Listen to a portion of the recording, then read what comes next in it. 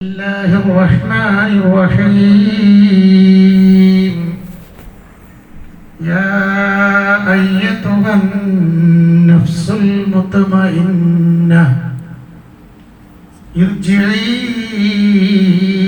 إلى ربك راضية مرضية فادخلي في عبادي وادخلي جنتي.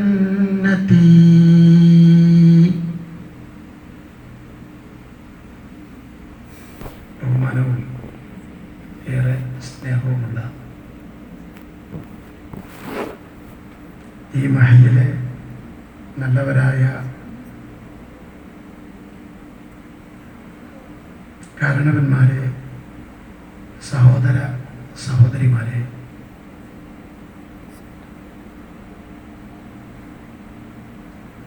നമ്മുടെയും നാം അധിവസിക്കുന്ന ഈ മഹാപ്രപഞ്ചത്തിൻ്റെയും സൃഷ്ടാവായ ജഗനിയന്താവിൻ്റെ കൽപ്പനകൾ കണ്ണടയുന്നത് വരെ പാലിച്ചുകൊണ്ട് സൂക്ഷിച്ചുകൊണ്ട് ജീവിക്കാൻ ബാധ്യസ്ഥരാണ് നമ്മൾ എന്നാമകമായി ഓർമ്മപ്പെടുത്തുകയാണ്. അള്ളാഹു നമ്മേവരെയും അതിനെ അനുഗ്രഹിക്കുമാറാവട്ടെ.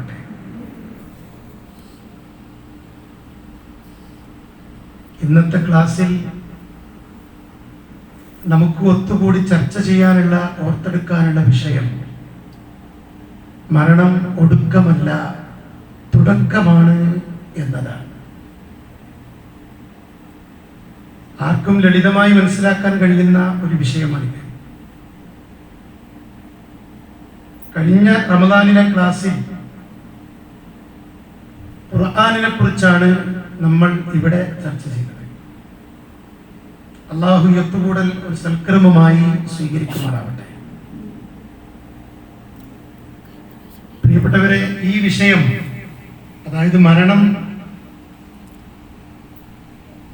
എന്ന ഈ വിഷയം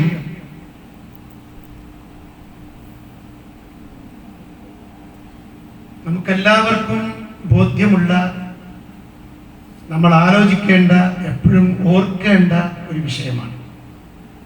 സാധാരണ ഹജ്ജിന് പോകുന്ന ആളുകൾക്ക് പണം കിട്ടി ഉറപ്പിച്ചു കഴിഞ്ഞാൽ ഹജ്ജ് പഠന ക്ലാസ് കൊടുക്കും.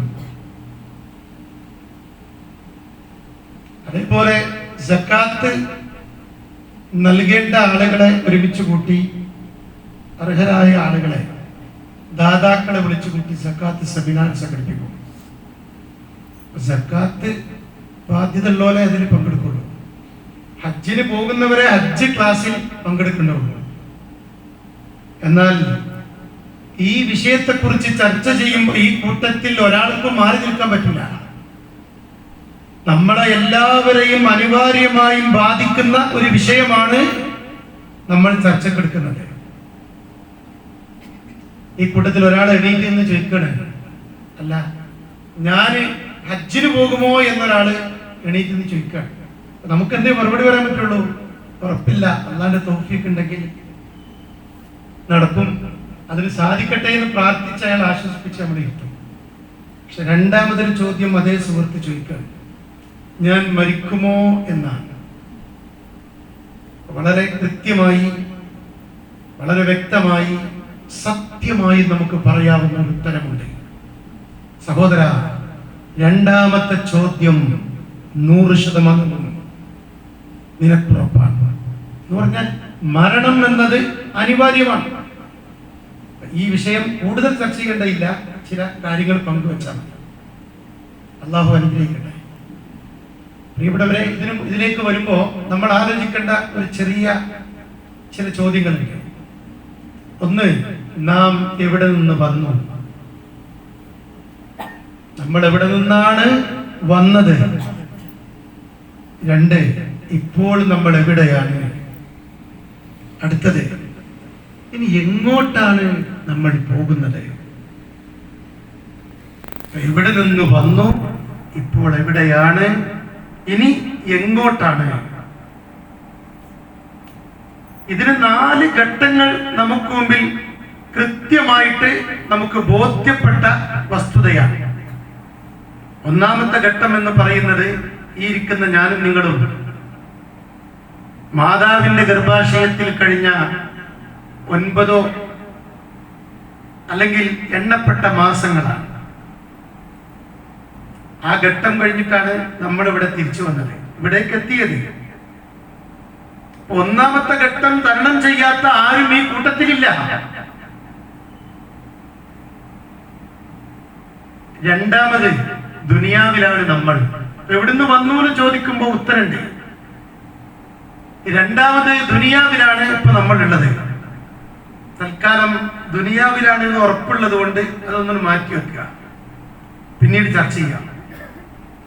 മൂന്നാമത്തേത് ദുനിയാവിൽ നിന്ന് വിട പറയുന്ന, തുടർന്ന് പോകുന്ന, നമ്മൾ മരണപ്പെട്ടവരെ ഖബറടക്കി പ്രിയപ്പെട്ടവരെ ആ ഖബർ ജീവിതമാണ്. ഖബറും ശാശ്വതമല്ല. അടുത്ത 4ാമത്തെ ഘട്ടം ഖബറുകളിൽ നിന്ന്, കുഴിമാടങ്ങളിൽ നിന്ന് ഉയർത്തെഴുന്നേൽപ്പിക്കപ്പെട്ട് പരലോകത്ത് വന്ന് സ്വർഗമാണെങ്കിൽ സ്വർഗം, നരകമാണെങ്കിൽ നരകം, പിന്നീട് മരണമില്ലാത്ത ഒരു ലോകം, ഒരു ജീവിതം. ഈ 4 ഘട്ടം നമ്മുടെ മനസ്സിൽ ഓർമ്മ വേണം.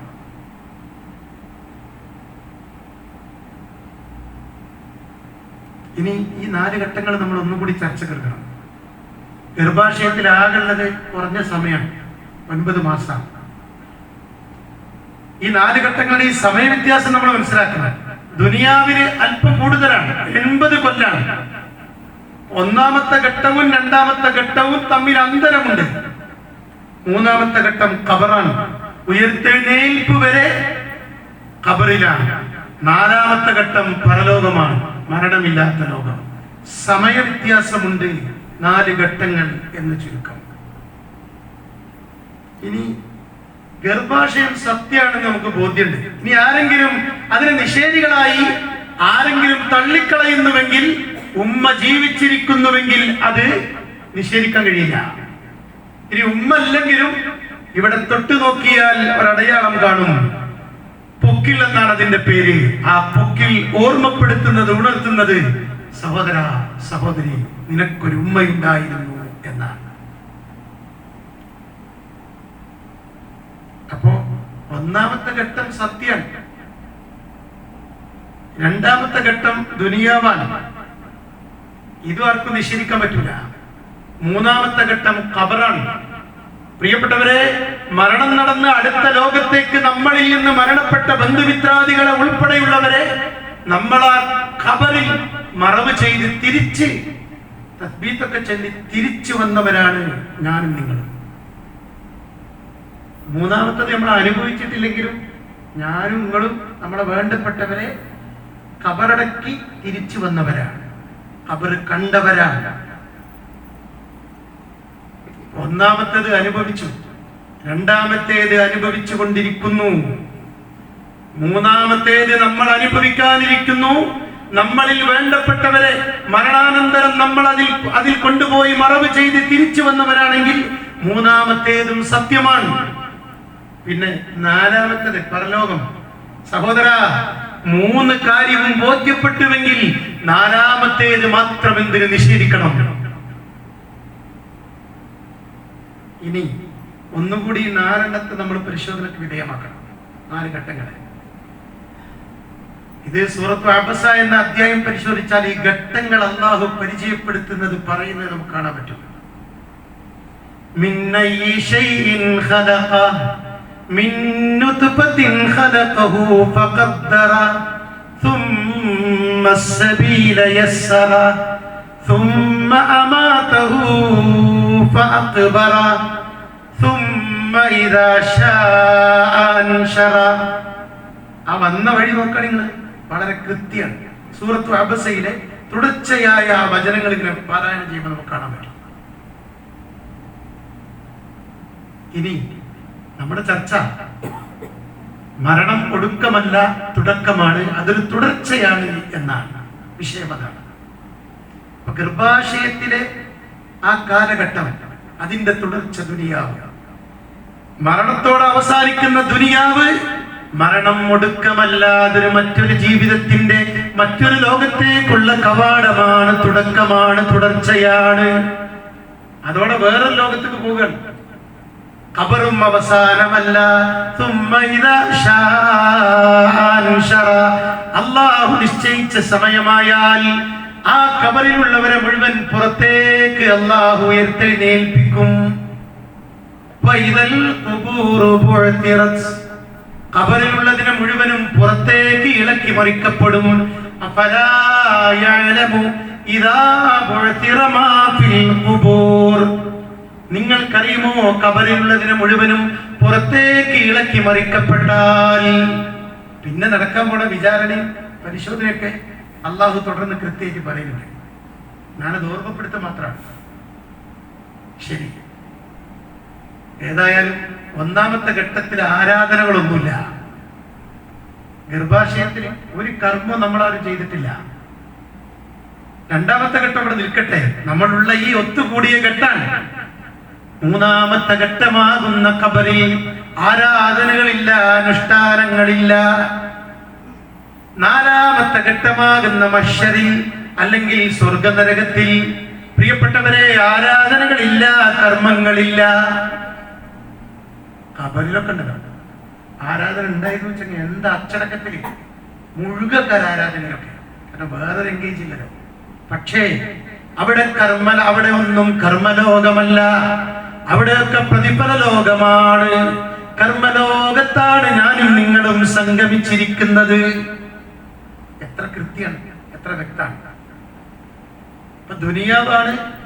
ഞങ്ങൾ അധ്യാപകരായ ഞങ്ങളുടെയൊക്കെ ഭാഷയിൽ പറഞ്ഞാൽ ചുവപ്പ് മഷി കൊണ്ട് അടിവരയിട്ട് രേഖപ്പെടുത്തേണ്ട, കരുതലോടെ ജാഗ്രതയോടെ പരിഗണിക്കേണ്ട ജീവിതത്തിന്റെ ഘട്ടമെന്ന് പറയുന്നത് ദുനിയാവാണ്. 49-50 കൊല്ലായി ഞാന്. നിങ്ങൾ എത്രയും നിങ്ങളൊന്ന് ആലോചിച്ചോക്കാണ്. 60 തികഞ്ഞവരുണ്ട്, 70 തികഞ്ഞവരുണ്ടാകാം, 30-ഉം 28-ഉം 40-ഉം തികഞ്ഞവരുണ്ടാകാം. അത്ര കൊല്ലായി നമ്മളിങ്ങനെ യാത്ര തുടരുകയാണ്. ഇത് കാലാകാലം ഉണ്ടാകുന്ന ആരും വിചാരിക്കണ്ട. അതുകൊണ്ട് പ്രിയപ്പെട്ടവരെ, ദുനിയാവാകുന്ന ഈ ഘട്ടം കരുതലോടെ ജാഗ്രതയോടെ ശ്രദ്ധിച്ച് ഉപയോഗപ്പെടുത്തി കണ്ണടഞ്ഞാൽ നമ്മൾ പോകുന്ന ലോകമാകുന്ന ബർസഖിയായ ലോകത്തേക്ക് വേണ്ടി നമ്മൾ ഒരുങ്ങണം. അത് ഓർമ്മപ്പെടുത്താനാണ് ഈ ക്ലാസ്. ഇമാം അഹ്മദ് ബിൻ ഹംബൽ റഹിമഹുല്ലാഹ് പറയുന്നുണ്ട്, അദ്ദുനിയാ ദാറുൽ അമൽ വല്ലാഖിറത്തു ദാറുൽ ജസാ. ദുനിയാവാണ് കർമ്മലോകം, പരലോകം പ്രതിഫല ലോകമാണ്. അള്ളാഹു വിളിച്ചത് അങ്ങനെ തന്നെയാണ്, പ്രതിഫലം നൽകുന്ന ലോകം.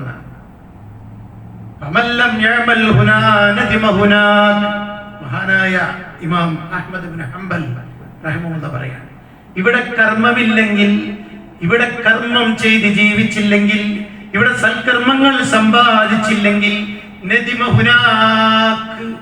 നമ്മളെത്തിപ്പെടുന്ന പോകുന്ന ലോകത്ത് സങ്കടപ്പെടേണ്ടി വരും, ദുഃഖിക്കേണ്ടി വരും. ഖുർആൻ ആ വിലാപം അങ്ങനെ പറയുന്നുണ്ട്. പരലോകത്തെത്തിയ ആളുടെ വിലാപം, യഖൂലു യാ ലൈതനീ ഖദ്ദംതു ലിഹയാതി. ഞാൻ എൻ്റെ ഈ ബർസഖിയായ ഈ പാരത്രികമായ പരലോക ജീവിതത്തിന് വേണ്ടി സ്വർഗത്തിന്റെ വഴിയിൽ നന്മകൾ ചെയ്തിരുന്നുവെങ്കിൽ എത്ര നന്നായിരുന്നു. അവിടുത്തെ വിലാപാണ്. യഖൂലു യാ ലൈതനീ ഖദ്ദംതു ലിഹയാതി. കണ്ണടയണത് വരെ സമയമുണ്ട്. അതുകൊണ്ട് കർമ്മലോകം കരുതലോടെ നമ്മൾ കാണണം. അള്ളാഹു ചോദിക്കുന്നുണ്ട്, എന്ത് പറ്റി സഹോദര നിനക്ക് എന്നാണ്. ഒരുപാട് ഉത്തരവാദിത്തങ്ങൾ നിന്നെ ഏൽപ്പിച്ചത് ഈ തുച്ഛമായ ഈ ലോകത്ത് മാത്രമാണ്. യാ അയ്യുഹൽ ഇൻസാൻ മാ ഗർറക ബിറബ്ബികൽ കരീം. സഹോദര സഹോദരി, ദുനിയാവിൽ നിന്നെ വഞ്ചനയിൽ അകപ്പെടുത്തിയത് എന്താണ്? ഉദാഹരണമായ നിന്റെ രക്ഷിതാവിൽ നിന്ന് നിന്നെ ചതിച്ചു കളഞ്ഞതെന്താണ്? മാറ്റി നിർത്തിയതെന്താണ്?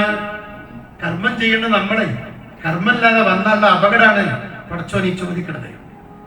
എന്താണ് ഉദാരനായ റബ്ബിൽ നിന്ന് നിന്നെ വഞ്ചിച്ചു കളഞ്ഞത്? പ്രിയപ്പെട്ടവരെ, അള്ളാന്റെ ചോദ്യം ഗൗരവത്തിൽ കാണണം. യബീതു വയൽഹാ കുല്ല യൗമിൻ വലൈലത്തിൻ ബഈദൻ അനിദ്ദുനിയാ ഖരീബൻ ഇലൽ ഖബ്രി. വൈകുന്നേരമാകുന്നു, നേരം പുലരുന്നു. അങ്ങനെ എത്ര കാലായി, എത്ര കൊല്ലായി, എത്ര റമദാനുകളാണ് മാറി മാറി വന്നത്, എത്ര കലണ്ടറുകളാണ് നമ്മൾ മാറ്റിപ്പിടിച്ചത്.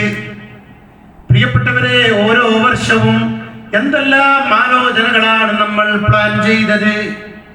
ഓർക്കണേ, യബീതു വയൽഹാ കുല്ല യൗമിൻ വലൈലത്തിൻ. ഓരോ രാത്രിയും വിട പറയുമ്പോൾ, ഓരോ രാവിലെയും വൈകുന്നേരവും നമ്മുടെ ജീവിതത്തിൽ ഇങ്ങനെ മാറി മറിഞ്ഞുകൊണ്ടിരിക്കുമ്പോൾ, ദുനിയാവിൽ നിന്ന് അകന്നുകൊണ്ടിരിക്കുകയാണ്. എന്നിട്ടോ ഖരീബൻ ഇലൽ ഖബ്രി, ഖബറിനോട് അടുത്തുകൊണ്ടിരിക്കുകയാണ്. 50 വയസ്സ് തികയാനായി എനിക്ക്. നടന്നോടത്തോളം നീ നടക്കല്ല. അതുകൊണ്ട് മുക്കാഭാഗം പിന്നിട്ടു എന്ന് വേണം സാധാരണഗതി നമ്മൾ ആലോചിക്കാൻ. പ്രിയപ്പെട്ടവരെ, 60കാരൻ ഇനി വളരെ കുറച്ച് സമയം. അതുകൊണ്ട് നമ്മുടെ ഖബറിന്റെ അടുക്കലേക്ക് നടന്നുകൊണ്ടിരിക്കുകയാണ്. ദുനിയാവിൽ നിന്ന് അകലുകയും ഖബറിനോട് അടുത്തുകൊണ്ടിരിക്കുകയും ചെയ്യുകയാണ്. ആലോചിച്ചു, 50 വയസ്സായ ആള് ഈദ്ഗാഹിന് ശേഷം കുട്ടികൾ ഇങ്ങനെ ലഡു വിതരണം ചെയ്യുമ്പോൾ 40കാരും 50കാരൊക്കെ ലഡു ഇങ്ങനെ പാക്കിൽ കയ്യിൽ പൊതിഞ്ഞു പിടിച്ചിട്ടാണ് കഴിക്കണില്ല. അപ്പൊ എന്താ കഴിക്കാത്ത വെച്ചോ പറഞ്ഞത്, ഇത് പേരക്കുട്ടിക്കും മക്കൾക്കും ഒക്കെ കൊണ്ടുപോകാനെന്നാണ്. ഇതൊക്കെ എന്ന് തിന്നൽ നിർത്തിക്കണമെന്നാണ്. ലഡു ഷുഗർ ബാധിച്ച കഴിച്ചതും പൊരിച്ചതൊക്കെ എന്ന് അവസാനം 40കാരന്റെ മറുപടിയാണ് നമ്മൾ ഈ കേട്ടത്. പ്രിയപ്പെട്ടവരെ, ആകെയുള്ള 70 കൊല്ല ജീവിതത്തിൽ 40ൽ തന്നെ നമ്മുടെ എല്ലാ ആസ്വദനങ്ങളും നമ്മൾ അവസാനിപ്പിച്ചുവെങ്കിൽ എല്ലാം ആസ്വദിക്കാൻ ഒരു ലോകം അനിവാര്യമാണ്. അള്ളാഹു സംവിധാനിച്ചിട്ടുണ്ട്. നിരാശ വേണ്ട, ഒന്ന് കരുതലോടെ നമ്മൾ ഒരുങ്ങിയാൽ മതി. അതുകൊണ്ട് ഈ നടത്തം ഖബറിലേക്ക് ഇങ്ങനെ അടുത്തടുത്ത് വന്നുകൊണ്ടിരിക്കുകയാണ്. ഇമാം ഗസാലി റഹ്മത്തുള്ളാഹി പറയുന്നുണ്ട് ദുനിയാവിനെ കുറിച്ച്. ഒരാളൊരു വന്യമൃഗത്തിന്റെ മുന്നിൽപ്പെട്ട് പേടിച്ചോടുകയാണ്. കാട്ടിലൂടെ ഓടുമ്പോൾ ഒരു പൊട്ടക്കിണറിൽ വീഴാൻ. അയാള് ആ പൊട്ടക്കിണറില് വീണെന്ന് മാത്രം അടിക്കെത്തിയില്ല, ഒരു വള്ളിയിൽ പിടുത്തം കിട്ടി. മധ്യത്തിൽ ഇങ്ങനെ തൂങ്ങി പിടിച്ച് നിൽക്കുകയാണ്. മുകളിലേക്ക് നോക്കിയാൽ ആ വന്യജീവി ഇങ്ങനെ വാ പിളർത്തി നിൽക്കുകയാണ്. അടിയിലേക്ക് നോക്കിയപ്പോ കണ്ട എന്താ അറിയോ, കിണറ്റിന്റെ അടിക്ക് വീഴാറുന്നത് ഭാഗ്യം. തേളുകളും സർപ്പങ്ങളും വിഷജന്തുക്കളാണ്, അതതിന്റെ അടിയിലുണ്ട്. അടിക്ക് പോകാറുണ്ടാവും ഭാഗ്യം. ഇപ്പോ ഒരാശ്വാസമാണ് ആ വള്ളി. പക്ഷെ പ്രശ്നം എന്താ അറിയോ, മുകളിലേക്ക് നോക്കിയപ്പോ കണ്ടത് രക്ഷപ്പെട്ടു എന്നൊക്കെ സമാധാനിച്ചിങ്ങനെ നിൽക്കുകയാണ്.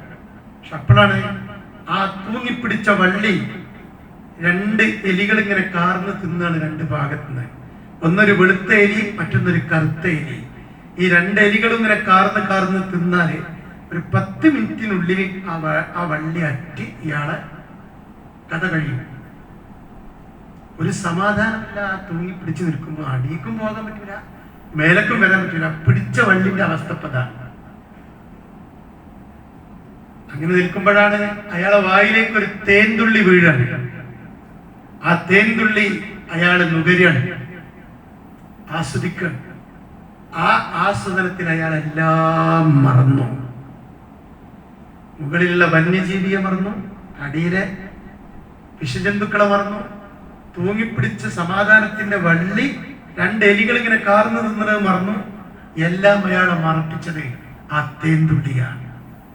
മഹാനായ ഇമാം ഗസാലി പറയാണ്, ഇതുപോലെ ചില തേൻതുള്ളികൾ നുകർന്നുകൊണ്ടാണ് നമ്മളിവിടെ ജീവിക്കുന്നത്. യാതൊരു ഓർമ്മയില്ല എന്നാണ്. അതുകൊണ്ട് പ്രിയപ്പെട്ടവരെ, ഓർമ്മ വേണം. നമ്മുടെ സമ്പത്ത്, നമ്മുടെ ജോലി, നമ്മുടെ സന്താനങ്ങൾ, നമ്മുടേതായ പ്രൗഢിയും പ്രതാപങ്ങളും, ഇതൊക്കെ നമ്മളെ എല്ലാം മറപ്പിക്കരുത്. നമുക്ക് ഓർമ്മ വേണം, പോകാനുള്ള ഒരു ലോകമുണ്ട് എന്ന ചിന്ത നമുക്ക് വേണം. അതുകൊണ്ട് പ്രിയപ്പെട്ടവരെ, ഒന്നുകൂടി ഓർക്കുക, മരണം ഒടുക്കമല്ല, ഇത് ഈ പ്രോസസിന്റെ തുടർച്ചയാണ്. മരിച്ചു തീരുകയല്ല, മരിച്ചൊടുങ്ങുകയല്ല, മറിച്ച് നമ്മൾ മരണത്തോടെ മറ്റൊരു ലോകത്തേക്ക് അല്ലാഹുവിന്റെ അടുക്കിലേക്ക് പോവുകയാണ്. മരിച്ചു എന്ന് കേട്ടാൽ നമ്മൾ പറയുന്ന ഒരു പ്രാർത്ഥന ഉണ്ടല്ലോ, ഫോണിലൂടെ ഒരു മരണ വാർത്ത കേട്ടാൽ നമ്മൾ പറയുന്ന ആദ്യത്തെ പ്രാർത്ഥന എന്താണ്? പറഞ്ഞോളൂ. ഇന്നാ ലില്ലാഹി വ ഇന്നാ ഇലൈഹി റാജിഊൻ. നമ്മൾ അല്ലാഹുവിൽ നിന്ന് വന്നവരാണ്, അല്ലാഹുവിലേക്ക് മടങ്ങേണ്ടവർ തന്നെയാണ്. ആ പറയുന്ന സന്ദർഭം ഓർക്കണം. ഒരു നാട്ടിലൊരു വീട്ടിൽ കള്ളം കയറി എന്ന് പറഞ്ഞാൽ അവിടെയൊക്കെ വ്യാപകമായി മോഷണമുണ്ട് കുറെ കാലമായിട്ട് എന്ന് കേട്ടാല് കിടന്നിറങ്ങുമ്പോൾ നമ്മളെ വീടൊക്കെ നമ്മൾ നന്നായിട്ട് വളരെ ഭദ്രമായിട്ട് കുറ്റിയിട്ട് മോഷ്ടാക്കളുടെ ശ്രമം നമ്മൾ പ്രതിരോധിക്കും. പക്ഷെ മരിച്ചു എന്ന് കേൾക്കുമ്പോൾ നമ്മൾ പറയണം എന്താ അറിയോ? അല്ലെങ്കിലും നമ്മൾ അവനിൽ നിന്ന് വന്നവരാണ്, അല്ലാഹുവിൽ നിന്ന് വന്നവരാണ്, അല്ലാഹുവിന്റെ വിളി വരുമ്പോൾ മടങ്ങിപ്പോകേണ്ടവരാണ്. ആ പ്രതിജ്ഞ നമ്മൾ ഉറപ്പിക്കണം. അല്ലാതെ പടച്ചോനെ എന്റെ കൂട്ടുകാരൻ മരിച്ചു എന്നുള്ള വാർത്ത കേൾക്കുമ്പോൾ എന്നെ കാക്കണേന്നല്ല, ഒന്നുകൂടി ഉറപ്പിക്കാൻ. അതാണ് പ്രതിജ്ഞ, ആ പ്രാർത്ഥനയുടെ ആശയം. നീ ഖബർ സന്ദർശിക്കും, ഖബർ സന്ദർശിക്കുമ്പോ ഖബറാളികൾക്ക് വേണ്ടി നമ്മൾ പ്രാർത്ഥിക്കും. ആ സമയത്ത് നമ്മൾ പറയുന്നത് അതന്നെയാണ്, സലാമുൻ അലൈക്കും ദാര ഖൗമിൻ മുഅ്മിനീൻ വ ഇന്നാ ഇൻഷാ അല്ലാഹു ബിക്കും ലാഹിഖൂൻ. ലാഹിഖൂൻ അടുത്ത 6 അടി മണ്ണ് അല്ലെങ്കിൽ അടുത്ത് തയ്യാറാക്കി കിടക്കുന്ന ആ ഖബറ് എനിക്കാണ്. ഞങ്ങളും നിങ്ങളുടെ മേൽ, നിങ്ങളുടെ അടുത്തേക്ക് ചാരത്തേക്ക് ഇന്നല്ലെങ്കിൽ നാളെ ഞങ്ങളും വന്നു ചേരും. നിങ്ങൾക്ക് അല്ലാഹുവിന്റെ രക്ഷയുണ്ടാകട്ടെ. അല്ലാഹ് ഉദ്ദേശിക്കുന്ന സമയമായാൽ ഞങ്ങളും വരുന്നതാണ്. അല്ലാതെ പടച്ചോനെ ഞങ്ങളെ ഈ ഖബറിനെ തൊട്ട് കാക്കണേ എന്നല്ല ഖബർ സന്ദർശിക്കുമ്പോൾ നമ്മൾ പ്രാർത്ഥിക്കുന്നത്. ഇന്ന ഇലൈനാ ഇയാബഹും സുമ്മ ഇന്ന അലൈനാ ഹിസാബഹും. മരിച്ചവരെ അല്ലാഹു തിരിച്ചു വിളിച്ചതാണ്, അല്ലാഹുവിന്റെ അടുക്കലേക്ക് അവൻ മടക്കിക്കൊണ്ടുപോയതാണ്. എന്തിനാണ് മടക്കിക്കൊണ്ടുപോയതെന്ന്? സുമ്മ ഇന്ന അലൈനാ ഹിസാബഹും. വിചാരണ, ഈ ജീവിതത്തിന്റെ ശരിയായ പരിശോധന അല്ലാഹു വിലയിരുത്തൽ നടത്തും. അതിനാണ് മടക്കിക്കൊണ്ടുപോയത്. സഹോദരങ്ങളെ, അങ്ങാടിയിലേക്ക് പോയ ആള് അങ്ങാടിയിൽ നിന്ന് മടങ്ങലാണ്, ഗൾഫിലേക്ക് പോയ ആള് ഗൾഫിൽ നിന്ന് മടങ്ങലാണ്. ഈ ദുനിയാവിലേക്ക് വന്ന നമ്മൾ ദുനിയാവിൽ നിന്ന് അല്ലാഹു നിശ്ചയിച്ച സമയമായാൽ മടങ്ങിപ്പോകാൻ ഒരുങ്ങി നിൽക്കേണ്ടവരാണ്. വത്തഖൂ യൗമൻ തുർജഊന ഫീഹി ഇലല്ലാഹ്. നമ്മൾ ഓതുന്ന ഖുർആനിലെ അല്ലാഹു നമ്മളോട് ഓർമ്മപ്പെടുത്തുകയാണ്, അല്ലാഹുവിലേക്ക് മടക്കപ്പെടുന്ന ഒരു ദിവസത്തെ നിങ്ങൾ സൂക്ഷിക്കണേ. അങ്ങനെ ഒരു ദിവസം വരാനുണ്ട്. ഇന്നഹു അലാ റജ്ഇഹി ലഖാദിർ. അവൻ നിങ്ങളെ തിരിച്ചു കൊണ്ടുപോകാൻ, മടക്കിക്കൊണ്ടുപോകാൻ കഴിവുള്ളവൻ തന്നെയാകുന്നു. കാരണം പലതും പറയും, മരണത്തിന് കാരണങ്ങൾ പലതും പറയും. ആക്സിഡന്റ് പറയും, നിപ്പ പറയും, കുറെ കാലം കോവിഡ് പറയും. ഇതൊന്നുമില്ലെങ്കിൽ വേറെ എന്തെങ്കിലും നിസ്സാരമായൊരു കാരണം പറയും. ഒന്നുമില്ലെങ്കിൽ പെട്ടെന്ന് അയാൾ അറ്റാക്ക് വന്നുകൊണ്ട് മരിച്ചു എന്ന് നമ്മൾ പറയും. കാരണം എന്ത് പറഞ്ഞാലും എന്ത് സൂചിപ്പിച്ചാലും നടക്കുന്നത്, സംഭവിക്കുന്നത് മരണമാണ്. മരണമാണ് നടക്കുന്നത്. മരണം സത്യമാണ്. കുല്ലു നഫ്സിൻ ദായിഖത്തുൽ മൗത്ത്.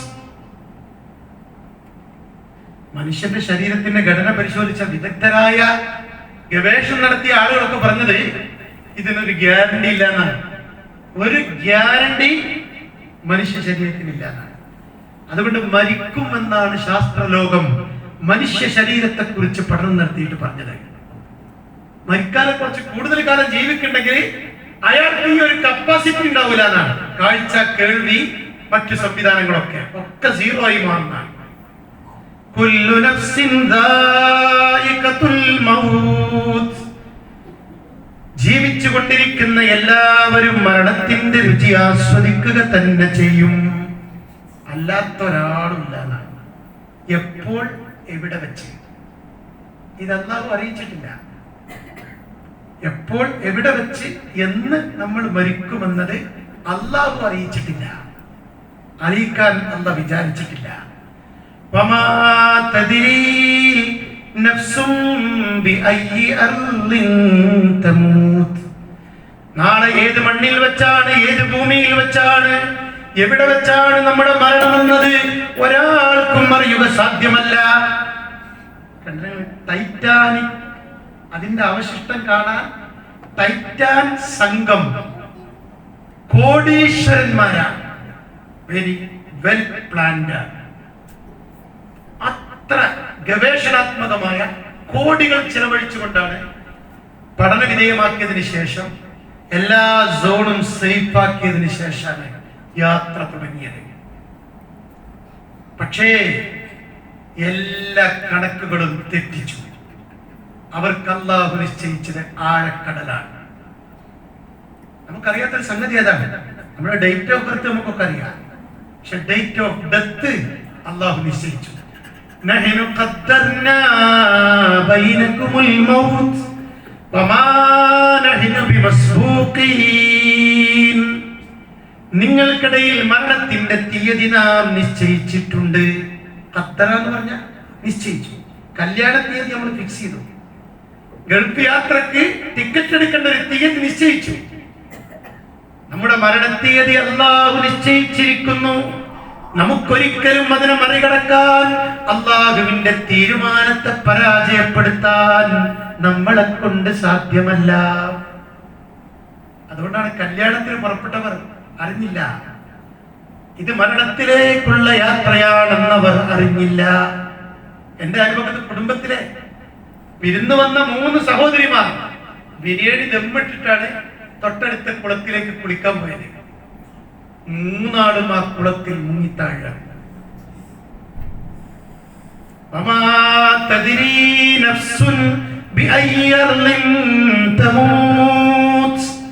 എവിടെ വെച്ച് എപ്പോൾ മരിക്കും അറിയില്ല. ഇത് നമ്മൾ തീരുമാനിക്കേണ്ട കാര്യം. ഞാൻ മരിച്ചാൽ ഞാൻ എന്താകും എന്ന് ഞാൻ നിങ്ങൾ ഇപ്പൊ ആലോചിക്കണം. സാധാരണ മരണം കിട്ടിച്ചെന്ന് നമ്മൾ ചിന്തിക്കൽ എന്താ? ഈ മരിച്ചാൾക്ക് ഭാര്യ കുട്ടികളൊക്കെ ഉണ്ടാവും, വല്ല വരുമാനം ഉണ്ടാവും, കുടുംബനാഥനാണ് മരിച്ചിട്ടുള്ളത്, ജീവിക്കാൻ മുന്നോട്ട് പോകാൻ വല്ല സൗകര്യവും ഒക്കെ നമ്മൾ അന്വേഷിക്കും. പക്ഷെ പ്രിയപ്പെട്ടവരെ, അതൊക്കെ അല്ലാഹു നമ്മളെ ഏൽപ്പിച്ചു. നമ്മൾ ആലോചിക്കേണ്ടത് ഈ മരിച്ചു പോകുന്നയാളുടെ അവസ്ഥ എന്താണ്. അതോടെ ഇരിക്കണം ഞാനും നിങ്ങളും ആലോചിക്കേണ്ടത്, ഞാൻ മരിച്ചാൽ എൻ്റെ മക്കളും ഭാര്യ എന്താവുന്നല്ല. ഒരു പേടിയും ബേജാറും ആർക്കും വേണ്ട. അവരുടെ ഭംഗിയായിട്ട് ജീവിക്കും. ഞാൻ മരിച്ചാൽ ഞാൻ എന്താവും? ജഅഫർ റളിയല്ലാഹു മുഅ്ത യുദ്ധക്കളത്തിൽ വെച്ച് ഷഹീദാകുന്നുണ്ട്. സുബ്ഹാനല്ലാഹ്. അള്ളാഹിന്റെ റസൂലും സഹാബത്തും ആ കുടുംബത്തിൽ നിന്ന് ആശ്വസിപ്പിക്കാൻ വേണ്ടി, തഅസിയത്ത് നടത്താൻ വേണ്ടി ആ വീട്ടിലേക്ക് ചെല്ലുകയാണ്. പക്ഷെ ചെറിയ കുട്ടികളാണ്. ആ കുട്ടികളെ റസൂലുള്ളാഹിന്റെയും സഹാബത്തിന്റെയും വരവ് കണ്ടപ്പോ എടുത്തു ഞങ്ങളുടെ ബാപ്പാന്ന് ചോദിച്ചിട്ട് റസൂലുള്ളാഹിന്റെ അടുക്കലേക്ക് ചെല്ലുകയാണ്. സാധാരണ നബി വരുമ്പോ ജഅഫർ റളിയല്ലാഹു കൂടെ ഉണ്ടാവും. പക്ഷെ യുദ്ധത്തിൽ ഷഹീദായതാണ്. അവരെ ആശ്വസിപ്പിക്കാൻ വേണ്ടി അല്ലാഹുവിന്റെ റസൂൽ കയറുകയാണ്. എന്ത് പറഞ്ഞിട്ടാണ് ഈ കുട്ടികളെയും യുവതിയായ ഈ വിധവയായ ഭാര്യ അസ്മാ ബീവിയെയും സമാധാനിപ്പിക്കേണ്ടത് എന്ന് അല്ലാഹുവിന്റെ റസൂൽ ഇങ്ങനെ ആലോചിക്കുകയാണ്. അവസാനം റസൂലുള്ളാഹി പറയാണ്, എന്റെ പ്രിയപ്പെട്ട ജഅഫർ സ്വർഗത്തിൽ പാറിക്കളിച്ചു കൊണ്ടിരിക്കുന്നത് ഞാൻ ഇതാ കണ്ടുകൊണ്ടിരിക്കുന്നു. അപ്പോഴാണ് കരഞ്ഞു കലങ്ങിയ കണ്ണുകളൊക്കെ തുടച്ച് വൃത്തിയാക്കി അസ്മാ ബീവി ചിരിക്കുകയാണ്.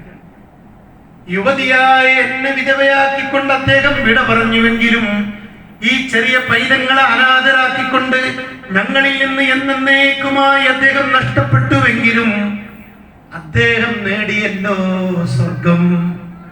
അദ്ദേഹത്തിന് സ്വർഗമുണ്ട്. വഹീന്റെ വെളിച്ചത്തിൽ അല്ലാഹുവിന്റെ റസൂലിന്റെ സംസാരം. അത് കേട്ടപ്പോൾ കരഞ്ഞു കലങ്ങിയ കണ്ണുകൾ തുടച്ചു വൃത്തിയാക്കിക്കൊണ്ട് അസ്മാ ബീവി റളിയല്ലാഹു അൻഹ ചിരിക്കുകയാണ്. പ്രിയപ്പെട്ടവരെ, നമ്മൾ ആലോചിക്കേണ്ടത് മരണം അനിവാര്യമാണെങ്കിൽ മരണശേഷം നിന്റെ അവസ്ഥ എന്താണെന്ന് നമ്മളൊക്കെ ആലോചിക്കണം. അൽ മൗതു ബാബുൻ വകുല്ലു നാസി ദാഖിലുഹു യാ ലൈത ശഅരി ബഅദൽ മൗതി മത്താറു. മരണം ഒരു കവാടമാണ്, മറ്റൊരു ലോകത്തേക്കുള്ള തുടർച്ചയാണ്, പ്രവേശനമാണ്. പക്ഷേ മരണാനന്തരം എന്റെ അവസ്ഥ എന്താണെന്ന് അറിയാൻ കഴിഞ്ഞിരുന്നുവെങ്കിൽ എത്ര നന്നായിരുന്നു. മോഹൻ, പ്രിയപ്പെട്ടവരെ, നമ്മൾ ആഗ്രഹിക്കണം, നമ്മൾ പ്രതീക്ഷിക്കണം, നമ്മൾ ഒരുങ്ങണം. പക്ഷെ മരണം വന്നിട്ട് പിന്നെ സമയമില്ല.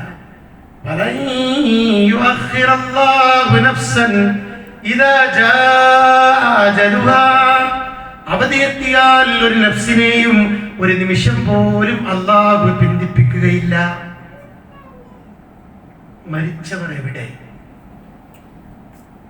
അവരോട് ഇതൊന്നും പറയല, അവരുടെ സമയം അവസാനിച്ചു. സ്വർഗം നേടാൻ അല്ലാഹു തന്ന ജീവിതമാണ് എനിക്കും നിങ്ങൾക്കും മുമ്പിലുള്ളത്.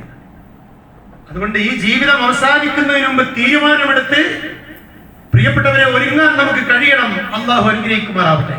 സൂറത്തുൽ മുഅ്മിനൂനിലെ ആയത്ത് വളരെ ശ്രദ്ധേയമാണ്.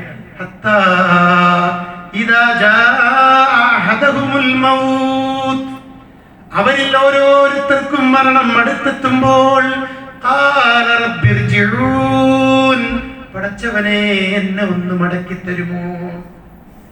ലഅല്ലി അഅമലു സ്വാലിഹൻ ഫീമാ തറക്തു, ഇന്ന് വരെ ഞാൻ ചെയ്തിട്ടില്ലാത്ത, ജീവിതത്തിൽ ഞാൻ അനുഷ്ഠിച്ചിട്ടില്ലാത്ത ഒരുപാട് ചെയ്യണമെന്ന് ആഗ്രഹിച്ച കാര്യങ്ങളുണ്ട്, നന്മകളുണ്ട്, രാത്രി നമസ്കാരങ്ങളുണ്ട്, ഖുർആൻ പാരായണമുണ്ട്, നമസ്കാരം സുന്നത്തും ഫർളുമുണ്ട്, നോമ്പ് സുന്നത്തും ഫർളുമുണ്ട്, ദാനധർമ്മം സുന്നത്തും ഫർളുമുണ്ട്. അതൊക്കെ ഞാൻ ചെയ്തുകൊണ്ട് തിരികെ വന്നുകൊള്ളാം. കല്ലാ ഇന്നഹാ കലിമത്തുൻ ഹുവ ഖായിലുഹാ, മലക്കുകളോട് അല്ലാഹു പറയുകയാണ്, അത് പരിഗണിക്കേണ്ടതില്ല, ആ വാക്ക് ശ്രദ്ധിക്കേണ്ടതില്ല, അതൊരു വെറും വർത്തമാനം മാത്രമാണ്. ഹുവ ഖായിലുഹാ, അതവൻ പറഞ്ഞുകൊണ്ടേയിരിക്കും. എത്ര സമയം കൊടുത്താലും നീട്ടിക്കൊടുത്താലും പിന്നെ അവൻ അത് ആവർത്തിക്കും. വമിൻ വറാഇഹിം ബർസഖുൻ ഇലാ യൗമി യുബഅസൂൻ, തിരികെ വരാൻ കഴിയാത്ത, മടക്കമില്ലാത്ത ഒരു ലോകത്തേക്ക്, ആ മരണത്തിന്റെ തിരശീലക്ക് പിന്നിലേക്ക് അയാളെ അല്ലാഹു കൊണ്ടുപോവുകയാണ്.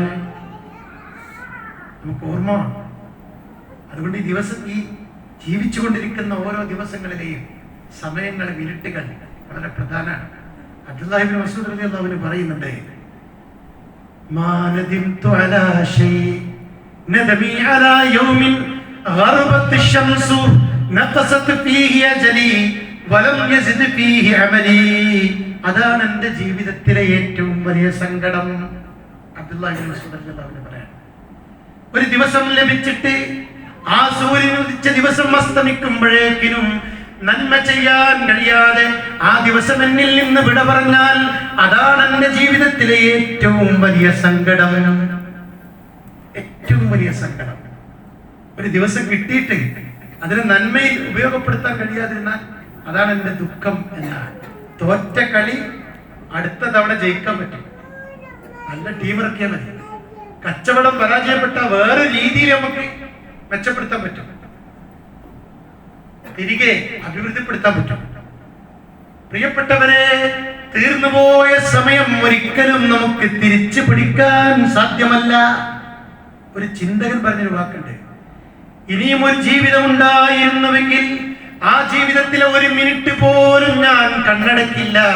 കാരണം കണ്ണടക്കുന്ന സമയത്തെല്ലാം എനിക്ക് നഷ്ടപ്പെടുന്നത് വെളിച്ചത്തിന്റെ 60 സെക്കൻഡുകളാണ്. ജീവിതം ഇങ്ങനെ തേഞ്ഞ് തേഞ്ഞ് തീർന്ന് തീർന്ന് പ്രിയപ്പെട്ടവരെ അവസാനിക്കുകയാണ്. ഹസൻ ബസരി റഹ്മത്തുള്ളാഹി പറഞ്ഞൊരു വാക്കുണ്ട്, മാമിൻ യൗമിൻ യൻഷഖു ഇല്ലാ വയുനാദി മലക്കാൻ യബ്ന ആദം അന യൗമുൻ ജദീദ് വഅലാ അമലിക ഷഹീദ് ഫതസവ്വദ് മിന്നി. മഹാനവറുകൾ പറയാം, ഓരോ പ്രഭാതം പൊട്ടിവിടരുമ്പോ പ്രഭാതത്തിലെ ഒരു അശരീരി നമുക്ക് കേൾക്കാം. ഒരു വിളിയാളം ഇവിടെ വിളിച്ചു പറഞ്ഞുകൊണ്ടിരിക്കുന്നുണ്ട്, ആദമിന്റെ സന്തതികളെ, ഇതൊരു പുതിയ ദിവസമാണ്. യൗമുൻ ജദീദ്, ന്യൂ ഡേ. നിന്റെ കർമ്മങ്ങൾക്ക് സാക്ഷിയാണ്. അതുകൊണ്ട് ഈ ദിവസത്തിൽ എന്നിൽ നിന്ന് എത്രത്തോളം നിനക്ക് നേടാനാകുമോ അത്രത്തോളം നീ സമ്പാദിക്കുക. ഓരോ ദിവസവും പ്രിയപ്പെട്ടവരെ വിളിച്ചു പറഞ്ഞുകൊണ്ടിരിക്കുന്ന വിളിയാളാണ്.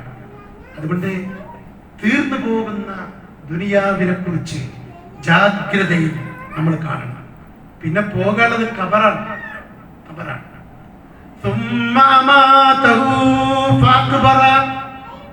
ആ ഖബറിങ്ങനെ പോയി കണ്ടാൽ മതി. ഖബർ സന്ദർശനം തന്നെ നമ്മളെ ആഖിറത്തിനെ കുറിച്ച് ഓർമ്മപ്പെടുത്താനാണ്. ഒരിക്കൽ അല്ലാഹുവിന്റെ റസൂൽ ഖബർ കുഴിക്കുമ്പോൾ ആ ഖബറിന്റെ അടുത്തിരുന്നു കൊണ്ട് റസൂലുള്ള പൊട്ടിക്കരയുകയാണ്. എന്നിട്ട് പറയുന്നു, ഏത് ഖബറിനും ഒരു ഞെരുക്കമുണ്ട്, ഒരു ഇടുക്കമുണ്ട്. ആ ഖബറിലെ അവസ്ഥകൾ ഭയാനകമാണ്. ഞാൻ അറിഞ്ഞ വിവരങ്ങൾ മുഴുവൻ നിങ്ങൾ അറിഞ്ഞിട്ടില്ല. ഞാൻ കണ്ട കാഴ്ചകൾ മുഴുവൻ നിങ്ങൾ കണ്ടിട്ടില്ല. എനിക്ക് ലഭിക്കുന്ന ദിവ്യ സന്ദേശത്തിന്റെ പലതും നിങ്ങൾക്ക് ബോധ്യമായിട്ടില്ല. അല്ലാഹു റസൂൽ ഓർമ്മപ്പെടുത്താൻ ഭയാനകമാണ് ഖബർ എന്ന് പറയുന്നത്. ഇന്നലിൽ ഖബരി ലഫത വലൗ കാന അദദുൻ നാജിയ ലനജാ മിൻഹാ സഅദ് ബിൻ മുആദ് റളിയല്ലാഹു അൻഹു. എല്ലാ ഖബറിനും ഒരു ഇടുക്കമുണ്ട്, ഒരു ഞെരുക്കമുണ്ട്. ആരെങ്കിലും ഖബറിന്റെ അദാബിൽ നിന്ന് അല്ലാഹു രക്ഷപ്പെടുത്തുമായിരുന്നുവെങ്കിൽ എന്റെ പ്രിയപ്പെട്ട സഅദ് ഇബ്നു മുആദ് റളിയല്ലാഹു അൻഹുവിനെ അല്ലാഹു രക്ഷപ്പെടുത്തുമായിരുന്നു. നല്ല ഉയരമുള്ള, നല്ല ശരീര തടിയൊക്കെ ഉള്ള, 30-ാമത്തെ വയസ്സിൽ മുസ്ലിമായ, 35-ാമത്തെ വയസ്സിൽ ഷഹീദായ സഅദ് ഇബ്നു മുആദ് റളിയല്ലാഹു അൻഹുവിന്റെ ജനാസ വഹിക്കുമ്പോൾ യുവാക്കളായ സ്വഹാബത്ത് വിചാരിച്ചു, ഇതിൽ ഭയങ്കരമായ കനമുണ്ടാകും. പക്ഷേ മയ്യത്ത് കട്ടിലില്ലേ എന്നവർക്കൊരു സംശയം. അല്ലാഹുവിന്റെ റസൂലിനോട് കാര്യം പറയണം, നബിയെ തീരെ കനല്ല ഈ ജനാസക്ക്, കട്ടിൽ ചുമന്നു കൊണ്ടുപോകുമ്പോഴേ. അല്ലാഹുവിന്റെ റസൂൽ പറയുകയാണ്, സഅദ് ഇബ്നു മുആദിന്റെ മരണത്തോടെ 3 കാര്യങ്ങൾ ഇവിടെ സംഭവിച്ചു. അല്ലാഹുവിന്റെ സിംഹാസനം പോലും വിറച്ചു. ആകാശത്തിന്റെ കവാടങ്ങളൊക്കെയും തുറക്കപ്പെട്ടു. എന്നിട്ട് 70,000 മലക്കുകളാണ് സഅദിന്റെ ജനാസയുടെ മുന്നിലും പിന്നിലും നിന്നുകൊണ്ട് ആ മയ്യത്ത് കട്ടിലിനെ ചുമന്നുകൊണ്ട് വഹിച്ചുകൊണ്ട് അനുഗമിക്കാനുണ്ടായിരുന്നത് 70,000 മലക്കുകളാണ്. ആ മലക്കുകളെ ഞാൻ കാണുകയാണ്. അല്ലാഹുവിന്റെ റസൂൽ പറയാണ്, ഈ സഅദിനും ഖബറിൽ ഒരു ഞെരുക്കമുണ്ട് എന്ന് അല്ലാഹുവിന്റെ റസൂൽ പറയുകയാണ്. അത്ര ഭാഗ്യം ചെയ്ത മഹാനവറുകൾക്ക് ഖബറിൽ ഒരു ഞെരുക്കണ്ട്. ജീവിതം ഉപയോഗപ്പെടുത്തി. ഇവിടെ 70 കൊല്ലം ജീവിച്ച നമ്മുടെ റിസൾട്ട് എന്താകുമെന്ന് ഞാനും നിങ്ങളും ആലോചിക്കണം. പക്ഷേ ദുനിയാവ് നമ്മളെ നശിപ്പിക്കുകയാണ്.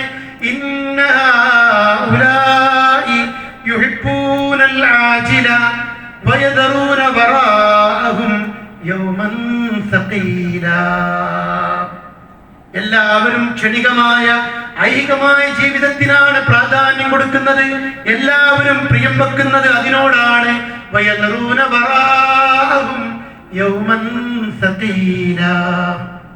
നാളെ ഇന്ന് മറിഞ്ഞു വീണാൽ നാളെ എത്തപ്പെടുന്ന ഭാരിച്ച ആ ദിവസത്തിന്റെ, ആ ലോകത്തെ കുറിച്ച്, വരാനിരിക്കുന്ന ജീവിതത്തെ കുറിച്ച് അവരെല്ലാവരും ഓർക്കാതെ കഴിയുകയാണ്. അല്ലാഹുവിന്റെ റസൂലിനെ ഓർമ്മണ്ടായി. മേറാജിന്റെ അന്ന് കാഴ്ചകൾ നേരിട്ട് ലൈവായിട്ട് കണ്ടു. നമ്മുടെ ഒരു പ്രതിനിധിയായിട്ട് അല്ലാഹു കൊണ്ടുപോയതാണ്.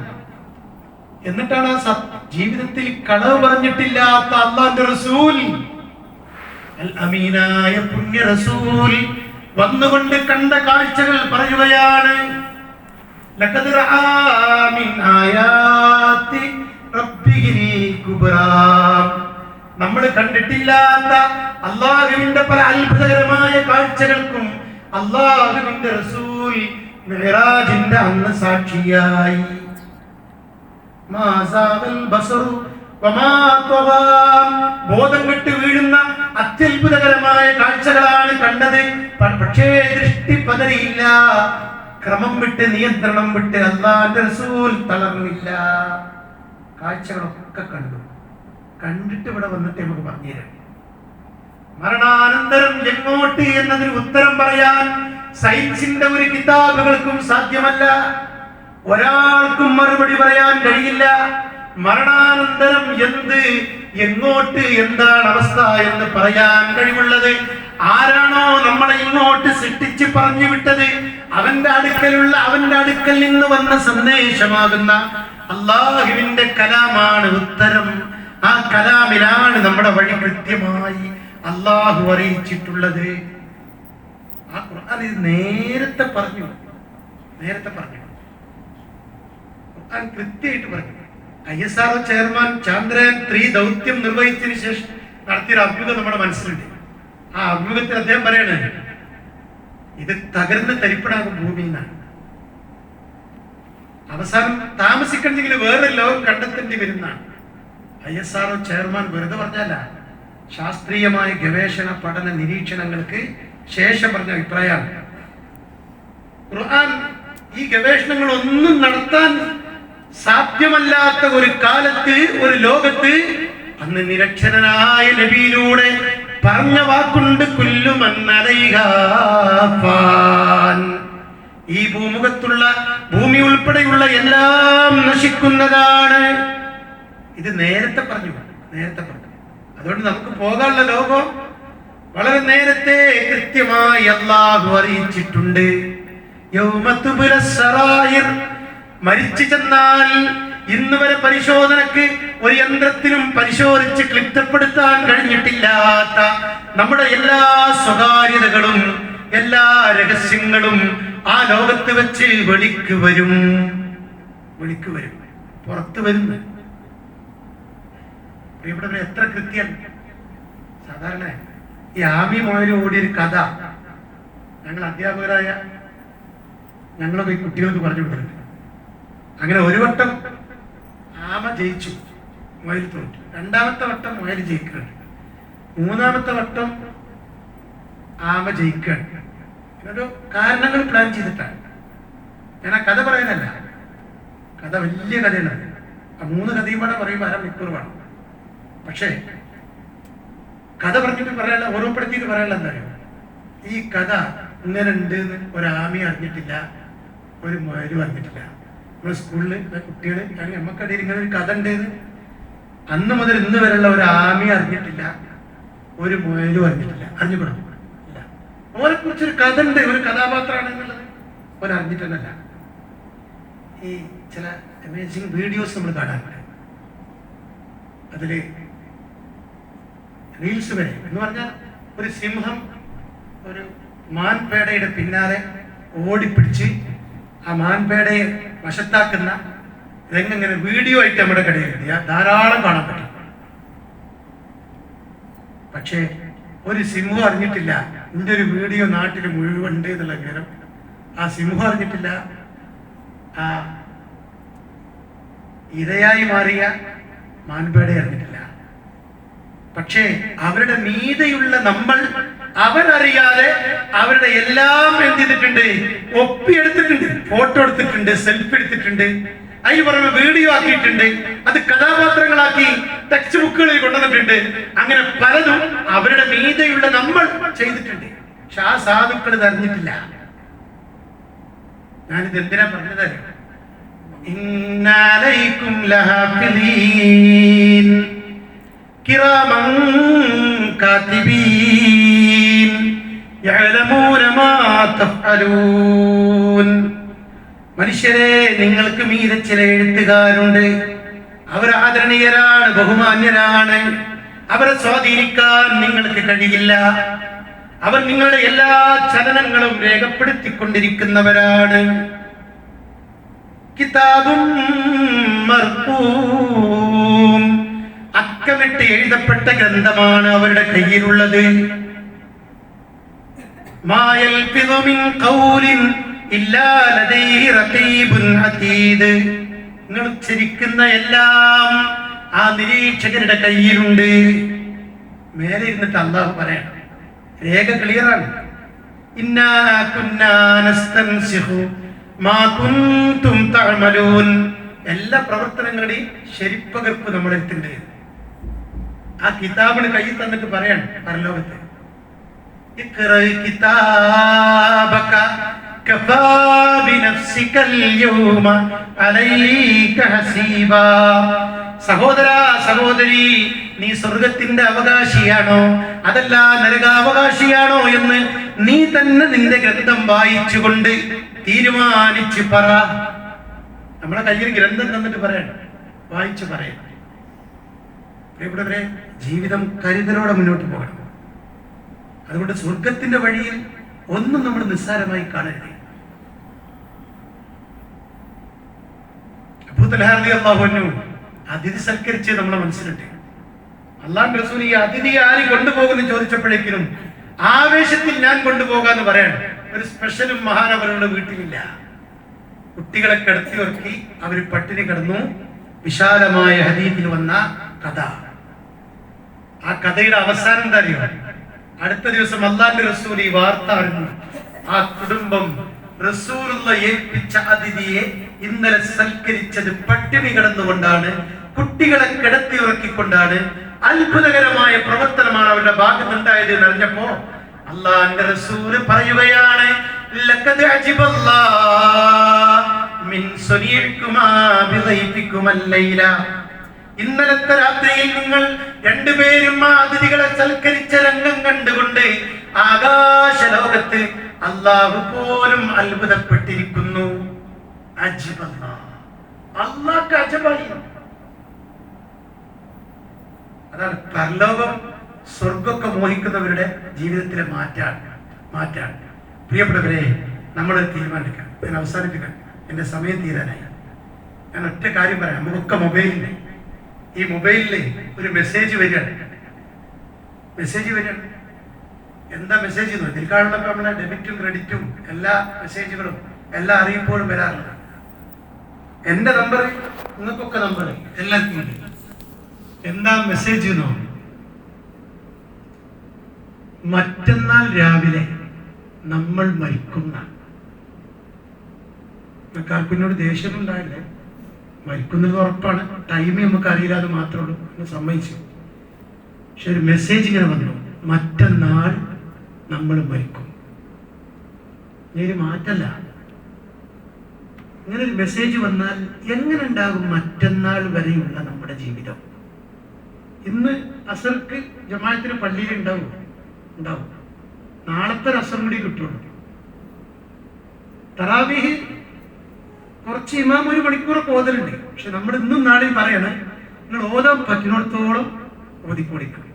കാരണം എൻ്റെ ജീവിതത്തിലെ അവസാനത്തെ റമദാനും തറാവീഹുമാണ്. പ്രിയപ്പെട്ടവരെ, ഖുർആൻ അല്പം ഓതലുണ്ട്, ബാക്കിയൊക്കെ സോഷ്യൽ മീഡിയയിലായിരിക്കും. പക്ഷെ സോഷ്യൽ മീഡിയയൊക്കെ ഒഴിവാക്കി എന്തിനും നീ റീചാർജ് ചെയ്യണം? ഖുർആൻ കയ്യിൽ നിന്ന് വെക്കാതെ ഓതിക്കൊണ്ടിരിക്കുക. സുബഹിക്ക് ജമാഅത്തിന് പള്ളിയിലുണ്ടാവും, മുമ്പുള്ള സുന്നത്ത് നിസ്കരിക്കും, ദിക്റ് ചൊല്ലിയിരിക്കും, പ്രാർത്ഥനയിൽ മുഴുകും. പൊരുത്തപ്പെടിക്കാനുള്ളതൊക്കെ പൊരുത്തപ്പെടിക്കും. തൗബയുടെ മാസമാണ്. എങ്ങനെ ഉണ്ടാകും ആ ഒരു 1.5 ദിവസം? പ്രിയപ്പെട്ടവരെ, കോളുകൾ വരുന്നുണ്ട്. എന്താ കോളെന്നോ? ഈ ഏപ്രിൽ മാസം നിശ്ചയിച്ച കല്യാണം അതിന് ക്ഷണിക്കാൻ വേണ്ടി വിളിക്കണം. അറ്റൻഡ് തന്നെ നമ്മൾ ചെയ്യൂല. കാരണം എന്താ? ആർക്ക് വേണം കല്യാണം? നമ്മൾ മറ്റന്നാൾ രാവിലെ മരിക്കാനിരിക്കണം. സൽക്കാരത്തിന് വിളിക്കുന്നുണ്ട്. പെരുന്നാൾ ആഘോഷവുമായി ബന്ധപ്പെട്ട ചർച്ച ഉണ്ട്, നമ്മളതിലൊന്നും പങ്കെടുക്കൂല. പ്രിയപ്പെട്ടവരെ, ഈ മെസ്സേജ് ടൈമും ദിവസവും മാറ്റിയാൽ മതി. ഒരു നാളിൽ നമ്മൾ മരിച്ചു എന്ന മെസ്സേജ് നമ്മളെക്കുറിച്ച് നമ്മുടെ സഹപ്രവർത്തകർ ഗ്രൂപ്പുകളിലൂടെ വരുന്ന ഒരു ദിവസം നമ്മൾ പ്രതീക്ഷിക്കണം. ഒന്ന് ഓർക്കാൻ വേണ്ടി പങ്കുവച്ചതാണ്. പിന്നെ ഒരു ജനാസ നമ്മുടെ വീട്ടിൽ കിടത്താൻ പറ്റിയ സ്ഥലം ഏതാണ്? ഹാളാണ് അല്ലേ? ഓഫീസിൽ കിടത്താം, ഹാളിൽ കിടത്താം, കിബിലക്ക് അഭിമുഖമായിട്ടോ മറ്റൊക്കെ കിടത്താം. അങ്ങനെ നീട്ടിങ്ങനെ കിടത്തിയിട്ടുണ്ട്. ആരുടെ ജനാസയിൽ ഈ കിടത്തിയിട്ടുള്ളത്? എല്ലാവരും ഇന്നെ നോക്കരുത്. എന്റെ വീട്ടിൽ കിടത്തിയിട്ടുള്ളത് എന്റെ ജനാസ. നിങ്ങളെ വീട്ടിൽ എവിടെ കിടത്താൻ പറ്റിയ? ഹാളിലാണെന്നല്ലേ പറഞ്ഞു. ആ ഹാളിൽ ആ ജനാസ കിടക്കണ ഇങ്ങനെ ആലോചിച്ചോക്കണേ. ആര് ജനാസയാണ്? അവനാന്റെ ജനാസ അവനാന്റെ വീട്ടില്. പിന്നെ ഇതിപ്പോ ഞാൻ പറഞ്ഞില്ല എന്നുള്ളത് കൊണ്ടോ പറഞ്ഞു എന്നുള്ളതിനെ കൊണ്ടോ ഈ സംഗതി സത്യമാണ്. അങ്ങനെ വീട്ടിൽ ഒരു ജനാസ കിടക്കുന്നുണ്ട്. എന്റേതാണ് എന്റെ വീട്ടിലുള്ള ജനാസ. നിങ്ങളുടെ വീട്ടിൽ കിടക്കുന്ന ജനാസ, ആ നീണ്ടു കിടക്കുന്നത് നിങ്ങളുടേതാണെന്ന് സങ്കല്പിക്കുക. താടി തല ചേർത്ത് കെട്ടിയിട്ടുണ്ട്, കണ്ണുകളൊക്കെ അടച്ചു കൊടുത്തു, വാച്ചും മൊബൈലും ഒക്കെ മാറ്റി വെച്ച്, ഒരു വെള്ളത്തുണി കൊണ്ട് കാലൊക്കെ ചേർത്ത് വെച്ച് ഒരു കട്ടിലിൽ, ആ നടുവിലെ ഹാളിലേക്ക് നടുവിലേക്ക് ഒരു കട്ടിലിട്ട് മധ്യത്തിലായി കിടത്തിയിട്ടുണ്ട്. ഒന്നിച്ചു മൂടുന്ന ഒരു വെള്ളത്തുണി കൊണ്ട് മൂടിയിട്ടുണ്ട്. നിങ്ങൾ ആലോചിക്കില്ലേ ആരെ ജനാസ? എപ്പോഴും ഇന്നെ തന്നെ നോക്കാം. എന്റെ ജനാസ എന്റെ വീട്ടിൽ. പക്ഷെ നിങ്ങളെ വീട്ടിലുള്ള ജനാസ ആർക്കാണ്? പള്ളിയിൽ ചാരി വെച്ച ഒരു ഇന്നോവന്റെ നീളമുള്ള ഒരു വാഹനമുണ്ട്. അത് കുട്ടികൾ പോയിട്ട് നമ്മളെ വീടിന്റെ ഒരു സൈഡിൽ കൊണ്ടുവന്ന് ചാരി വെച്ചിട്ടുണ്ട്. എന്താണ് അതിന്റെ പേര്? മയ്യത്ത് കട്ടിലാണ്. പിന്നെ പള്ളിയിൽ വിവരറിയിച്ചൊരു കുഴി ഒരുങ്ങുന്നുണ്ട്, ഒരു വീട്, നമുക്ക് വേണ്ടിയുള്ള വീട്. വാട്സപ്പുകളിൽ നേരത്തെ പറഞ്ഞ പോലെ മെസ്സേജുകൾ പരക്കുന്നുണ്ട്. ഒരുപാട് ആളുകൾ വിളിച്ച് അന്വേഷിക്കുന്നുണ്ട്. നമ്മുടെ വീടിന്റെ പരിസരത്ത് മുഴുവൻ കൂട്ടുകുടുംബങ്ങളും സഹപ്രവർത്തകരും നമ്മുടെ ശിഷ്യന്മാരും നമ്മൾക്ക് പരിചയമുള്ളവരും നമ്മുടെ മഹല്ലിലുള്ള വിശ്വാസികളും ഒക്കെ നമ്മുടെ വീടിന്റെ പരിസരത്തുണ്ട്.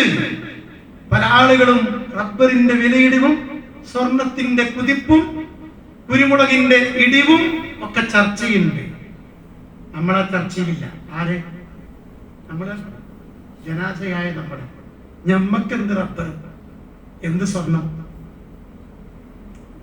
നമ്മളാ ചർച്ചയിലില്ല. കുറെ ആളുകൾ വന്ന് നമ്മളെ ഹാളിലേക്ക് കയറിയിട്ട് നമ്മളെ മുഖം കണ്ട് പ്രാർത്ഥിച്ച് തിരിച്ചുപോയി.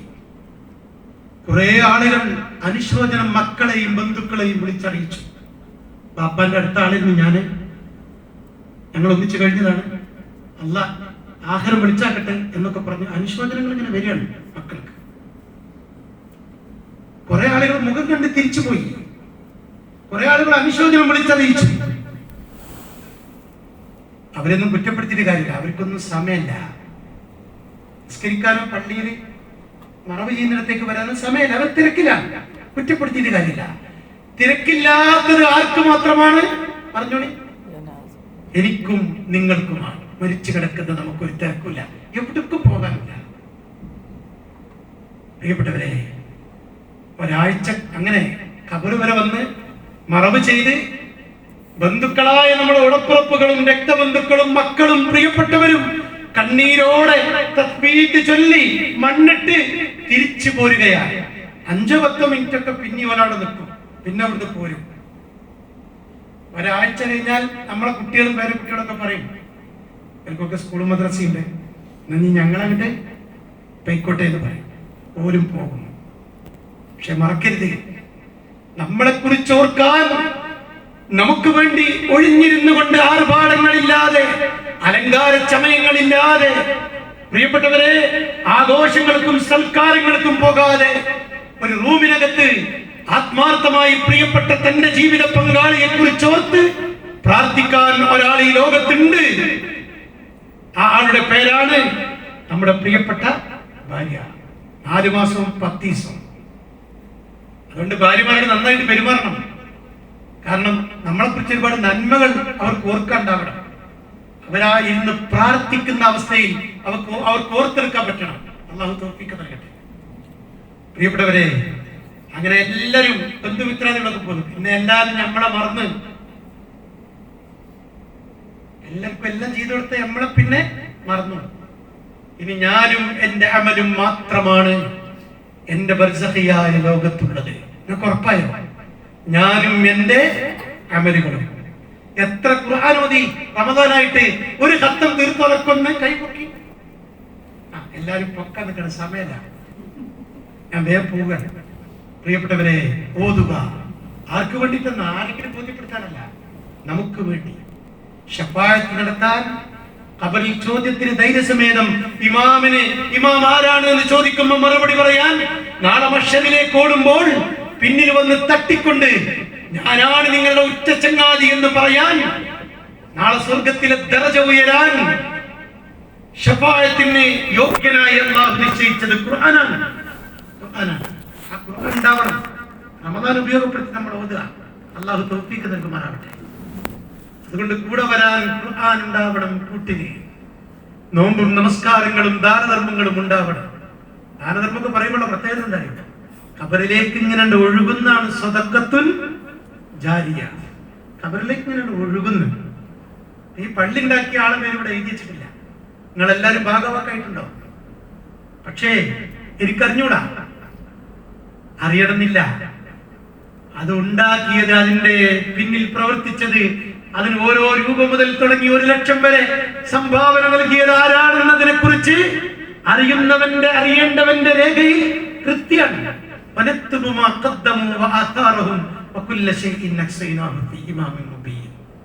എല്ലാം അള്ളാന്റെ രേഖയിലുണ്ട്. അതവരുടെ ഖബറിലേക്ക് നമ്മൾ ഈ സുജൂദ് ചെയ്യുമ്പോൾ ഇങ്ങനെ ഒഴുകി എത്തുകയാണ്. സുബ്ഹാനല്ലാഹ്, അൽഹംദുലില്ലാഹ്. പ്രിയപ്പെട്ടവരെ, നന്മ ഉണ്ടെങ്കിൽ സമാധാനം വെച്ചു പോകാൻ പറ്റും. അല്ലാതെ ഇപ്പൊ എന്താ കൂടെ വരണ്ടായ? നമുക്ക് എത്ര ATM കാർഡാണ്, എത്ര ആധാരങ്ങളാണ്, എത്ര RC ബുക്കുകളാണ് നിങ്ങളുടെ പേരിലേ. മാത്രമല്ല എത്ര പാസ്ബുക്കുകളാണ്, ബാങ്കിന്റെ പാസ്ബുക്കുകൾ.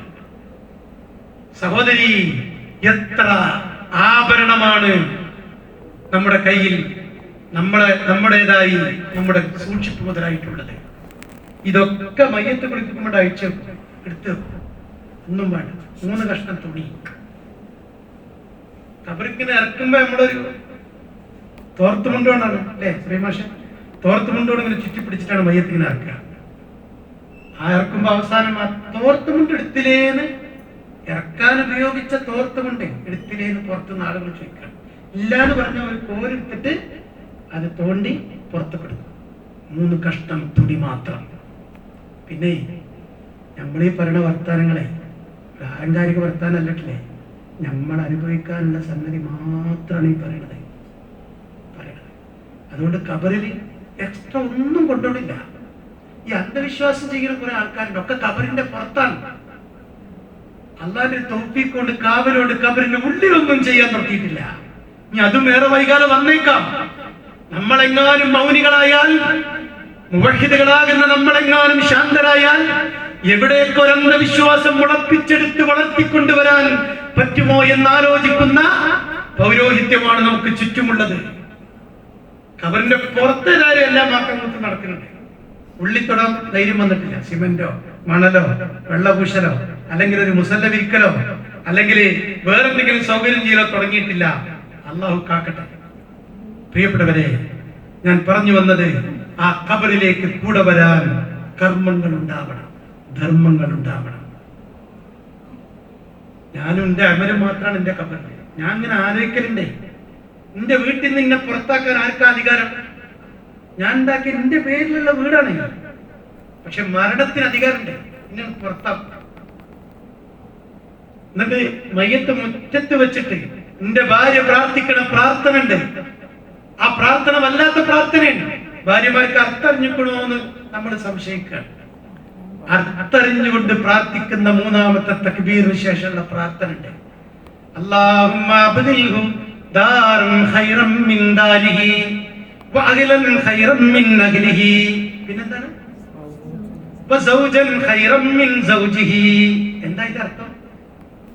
ഭാര്യയേക്കാൾ നല്ല ഭാര്യയെ പടച്ചോനെ എന്റെ ഭർത്താവിന് പകരം കൊടുക്കണേ. നമ്മുടെ ഭാര്യ പറയാൻ, ഈ ഭർത്താവിന് ജനാസയാകുന്ന മരിച്ചുപോയ എന്റെ ഭർത്താവിന് എന്നെക്കാൾ നല്ല ഒരു ഭാര്യയെ പോകുന്ന ലോകത്ത് പകരം കൊടുക്കണേ. ഇതിനേക്കാൾ നല്ല വീട് പകരം കൊടുക്കണേ. അത്ര എന്ന് പറഞ്ഞാൽ ഭാര്യ പോലും നമ്മളെ വിട്ടുപോയി. പ്രിയപ്പെട്ടവരെ, വിശുദ്ധിയോടെ നമുക്ക് മടങ്ങാൻ പറ്റണം. ഞാൻ ചുരുക്കുകയാണ്, വിശുദ്ധിയോടെ മടങ്ങണം.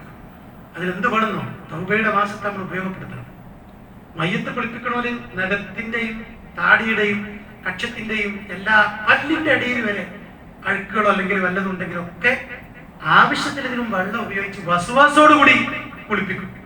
2 ആൾ കുളിപ്പിച്ചാൽ മതി. പക്ഷെ എന്നാലൊരു 4 ആളോ 5 ആളൊക്കെ നടക്കണം. ഒരു 5-6 കുടം വെള്ളം മതി. ഒരു 18 കുടം വെള്ളം ഉണ്ടാവില്ല. നല്ല ഉഷാർ കുളിയാണ്. പക്ഷെ ഇതിന്റെ കയ്യെത്താത്തൊരിടുണ്ട്. അതെവിടെ? നമ്മുടെ ഹൃദയം. ഇവിടെയാണ് ഇപ്പൊ എല്ലാ തിന്മയുടെയും കേന്ദ്രം. പ്രിയപ്പെട്ടവരെ, അവിടുത്തെ പാപം നമ്മൾ തന്നെ പശ്ചാത്തപിച്ച് പുറത്തു തരണം. അത് മയ്യത്ത് കുളിപ്പിക്കുന്നവർക്ക് കയ്യെത്താത്ത ഒരിടമാണ് എന്ന് നമ്മൾ ആലോചിക്കണം. അവരെ കൊണ്ട് കഴിയില്ല. അതുകൊണ്ട് തൗബ ചെയ്യാം. ഞാൻ അവസാനിപ്പിക്കുകയാണ്. ഒരു ചെറിയ കഥ പറഞ്ഞു നിർത്തുകയാണ്. കഥ കഴിഞ്ഞു. അയാൾ പറഞ്ഞു, ഇന്ന് രാത്രി കിടന്നുറങ്ങിയപ്പോ പറഞ്ഞു, നാളെ എനിക്കൊന്ന് തൗബ ചെയ്യണം. അങ്ങനെ പറഞ്ഞ് കിടന്നതാണ്. പിന്നീട് അയാൾ ഉണർന്നില്ല. കഥ കഴിഞ്ഞു. ഇതൊക്കെ മനസ്സിലായിട്ടില്ല. നാളെ തൗബ ചെയ്യണമെന്ന് പറഞ്ഞ് കിടന്നു. പിന്നീട് അയാൾ ഉണർന്നില്ല. കഥ കഴിഞ്ഞു. അയാളെ കഥ കഴിഞ്ഞു. ഇത്രയേ ഉള്ളൂ. അതുകൊണ്ട് നാളെ ഉണ്ടാകുമെന്ന് നമ്മൾ പ്രതീക്ഷിക്കണ്ട. നമ്മൾ ഉണ്ടാകുമെന്ന് നമ്മൾ പ്രതീക്ഷിക്കണ്ട. നാളെ എന്ന ദിവസം ഇവിടെ വരും. ലാ തർജു ഫിഅലൽ ഖൈരി യൗമൻ ഇലാ ഗദി ലഅല്ല ഗദയതി വഅൻത ഫഖീദു. സഹോദരാ, സഹോദരി, നാളെ എന്ന ദിവസം ഇവിടെ ഉണ്ടാകും. പക്ഷേ നീ ഉണ്ടാവണം എന്നില്ല. അതുകൊണ്ട് നാളേക്ക് ഒരു കാര്യവും മാറ്റിവെക്കല്ല. നാളെ, മറ്റന്നാൾ എന്ന് പറഞ്ഞ് നീട്ടിയേക്കരുത്. ഇന്ന് എന്ത് ചെയ്യാൻ പറ്റും, ഇപ്പോൾ എന്ത് ചെയ്യാൻ പറ്റുന്ന നമ്മൾ ആലോചിക്കേണ്ടത്. അവിടെ ആരെയും വേദനിപ്പിക്കരുത്. തൗബ ചെയ്യുക. സംഭവിച്ചു പോയതൊക്കെ അല്ലാണ്ട് മാപ്പാക്കി ചോദിക്കുക. അതിന്റെ അഫുവിന്റെ സമയമാണ് ഇനിയുള്ള രാത്രി. അല്ലാഹുമ്മ ഇന്നക അഫൂൻ തുഹിബ്ബുൽ അഫ്വ ഫഅഫു അന്നി. പടച്ചോനെ, മാപ്പ് നൽകണേ. മാപ്പ് ചോദിക്കുന്നതിനെ അകറ്റുന്നവനല്ല, ഇഷ്ടപ്പെടുന്നവനാണ് നീ. അതുകൊണ്ട് എനിക്ക് മാപ്പ് നൽകണമേ. അത് ചോദിക്കേണ്ട സമയമാണ് ഇനിയുള്ള രാത്രികളൊക്കെ. പ്രിയപ്പെട്ടവരെ, ഒരാളെയും വേദനിപ്പിക്കരുത്. വേദനിപ്പിച്ച് മിണ്ടാതിരുന്നാലേ പിന്നെ മരിച്ചു എന്ന് കേൾക്കുമ്പോൾ ഓട്ടോറിക്ഷ എടുത്തിട്ട് ആ മരിച്ച മുഖം പോയി കണ്ണിൽ എന്താ അർത്ഥമുള്ളത്? അതുകൊണ്ട് ജീവിതകാലത്ത് എല്ലാവരും നല്ല നിലയ്ക്ക് പെരുമാറുക. നമ്മൾ തീരുമാനമെടുക്കുക. മാറ്റത്തിന്റെ റമദാനാക്കി റമദാൻ നമുക്ക് മാറണം. ഞാൻ അവസാനിപ്പിക്കാം. റളിയല്ലാഹു അൻഹു സുബൈക്ക് ജമാഅത്തിന് ഇമാമിൽ കൊണ്ടാണ് ശത്രു വന്ന് ഒത്തി വീഴ്ത്തിയത്. കവർന്നു കൊടും. മകൻ ജമാഅത്തിന് പിന്നിലുണ്ട്.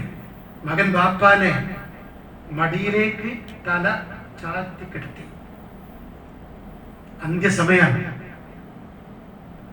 ജ്യൂസ് പോലത്തെ ഒരു പാനീയം കുടിക്കാൻ കൊടുത്തു. അപ്പൊ അത് കുത്തേറ്റത് കൊണ്ട് പുറത്തേക്ക് പോന്നു.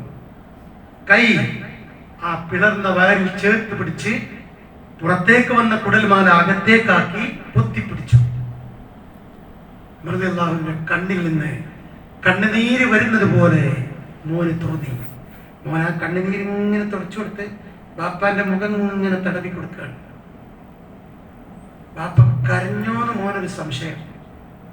അപ്പോ മോൻ പറയാണ്, ബാപ്പ നിങ്ങൾ എന്തിന് കരയണം? പൊന്നുപ്പ നിങ്ങൾ എന്തിന് കരയണം? നിങ്ങൾ കരയേണ്ടതില്ല.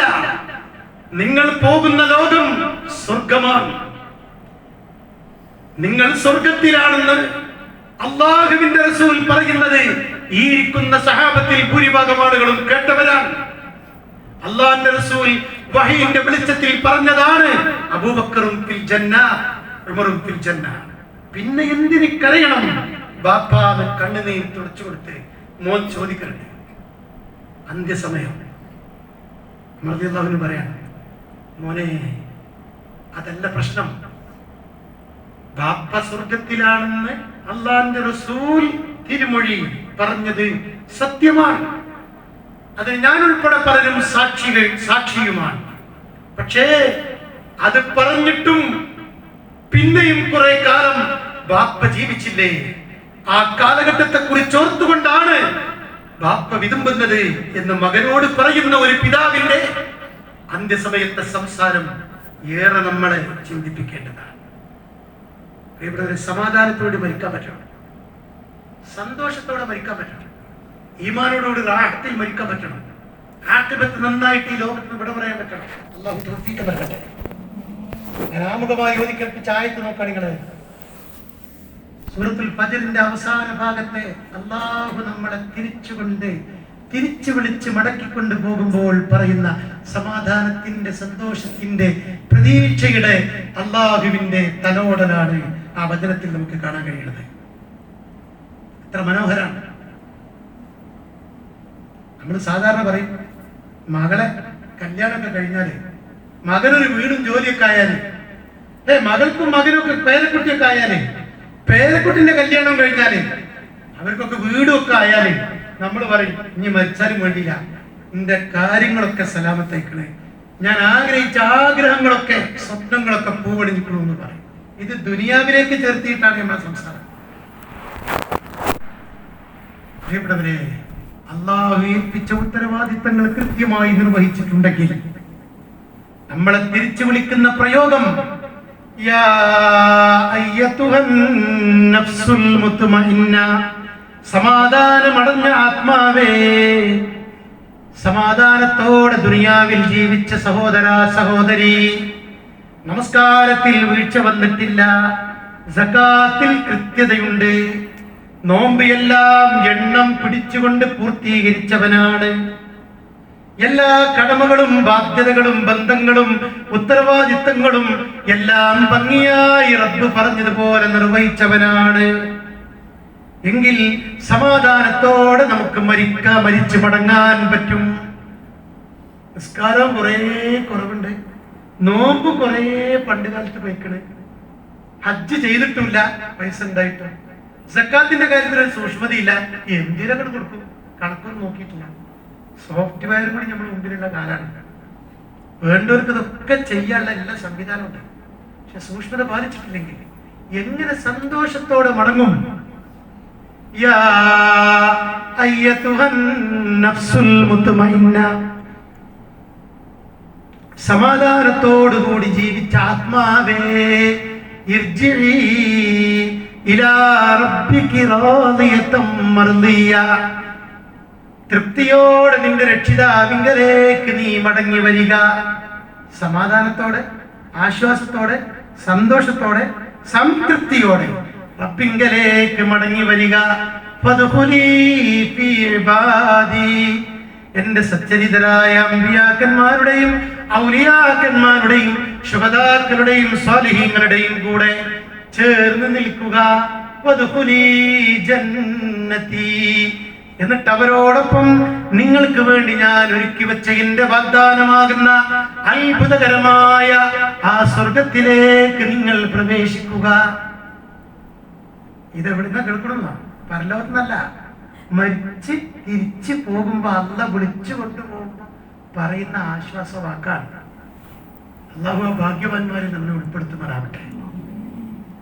പ്രിയപ്പെട്ടവരെ, വളരെ ഗൗരവത്തിൽ നമ്മൾ ആലോചിക്കണം. അതുകൊണ്ട് ഞാൻ അവസാനിപ്പിക്കാം. നിശ്ചിത സമയം അവസാനിച്ചു. മരണം ചർച്ച ചെയ്താൽ തീരാത്ത വിഷയമാണ്. ഒരു കാര്യം നമ്മൾ ചർച്ചയിൽ കണ്ടെത്തി, ഇതൊരൊടുക്കമല്ല, തുടക്കമാണ്, തുടർച്ചയാണ്. അതുകൊണ്ട് ഈ ജീവിതത്തെ മരണത്തിനു മുമ്പ് നമുക്ക് വേണ്ടി ഉപയോഗപ്പെടുത്തുക. അല്ലാഹു തൗഫീഖ് നൽകുമാറാവട്ടെ.